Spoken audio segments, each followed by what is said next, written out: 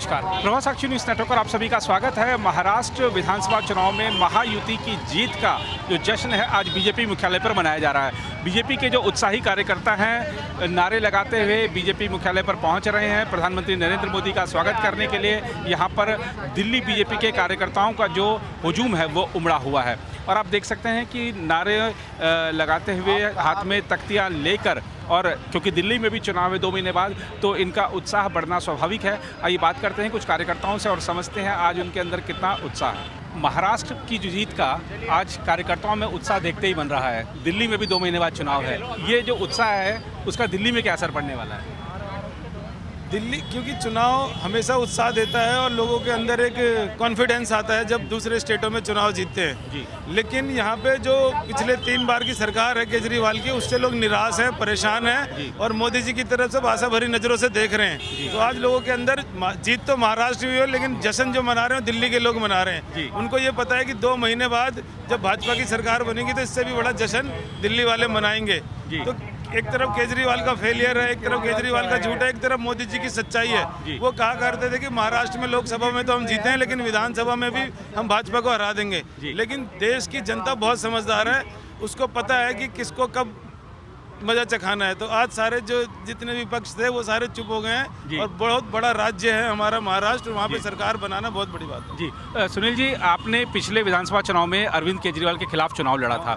अब चुनाव 2 महीने बाद है, सीधी टक्कर अगर अरविंद केजरीवाल से होती है तो इस बार क्या आपको लगता है? हाँ सर, पिछली बार मेरा 15 दिन का चुनाव था, मुझे 15 लास्ट मोमेंट में आपको घोषित किया गया था। मुझे 15, आपको पता है 15 दिन पहले मुझे टिकट मिली थी, लेकिन अभी तो 5 साल की बात हो गई है। केजरीवाल जी जेल में रहे, आज बेल में हैं, भ्रष्टाचार किया, उनके ऊपर बहुत सारे आरोप भी लगे हैं। और दूसरा, वो नई दिल्ली विधानसभा की बजाय आज भी सिविल लाइन रहते थे। तो उनको ये पता चल गया कि सुनील यादव वहाँ पे मेहनत कर रहा है, तो अब जाके उन्होंने नई दिल्ली विधानसभा में किसी सांसद का घर लिया है। जो केजरीवाल कहा कहता था कि मैं सर्वेंट क्वार्टरों से भी सरकार चला सकता हूँ। तो इस बार तो विधानसभा तो वो हारेंगे ही हारेंगे, लेकिन पूरी दिल्ली भी हारेंगे। जो उनका सपना है लोगों को गुमराह करने का कि जनता मुझे जिताएगी फिर सीएम बनाएगी, वो सपना ही रहेगा। सुनील जी, वैसे आपके समर्थक ने पोस्टर ले रखा है, लेकिन मैं अपने दर्शकों को बता दूं कि नई दिल्ली विधानसभा में चाहे होली हो, दिवाली हो, इस पर तो इनके बधाई के पोस्टर दिखते थे। अक्सर काम क्या चल रहा है वहाँ पर, लोगों की समस्याएं क्या हैं, ये जानने के लिए भी सुनील जी दौरा करते थे। पिछले 5 साल में आपने ऐसा क्या महसूस किया जिनको प्राथमिकता के आधार पर हल किए जाने की जरूरत है नई दिल्ली क्षेत्र में?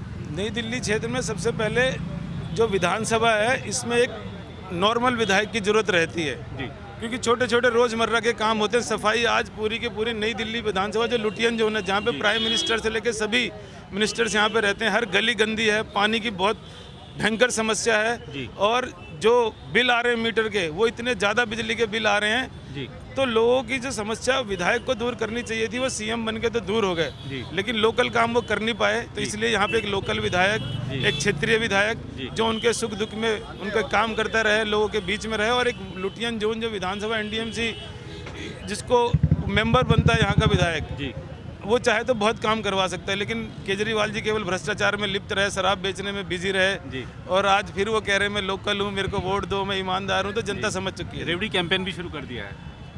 झूठ की रेवड़ी, रेवड़ी कंपनी झूठ, जो बच्चों की कसम खा के झूठ बोल सकता है तो उस आदमी से आप क्या भरोसा कर सकते हो? उसने कहा था मैं बच्चों की कसम खाता हूँ, बड़ा घर नहीं लूंगा, बड़ी गाड़ी नहीं लूंगा, कोई सिक्योरिटी नहीं लूंगा। ये तीनों चीजें उन्होंने बच्चों की कसम खा के ली है, तो उस आदमी क्या भरोसा जी। और आपको लगता है कि जो बटेंगे तो कटेंगे, और एक है तो सेफ है नारा दिल्ली में भी चलने वाला है?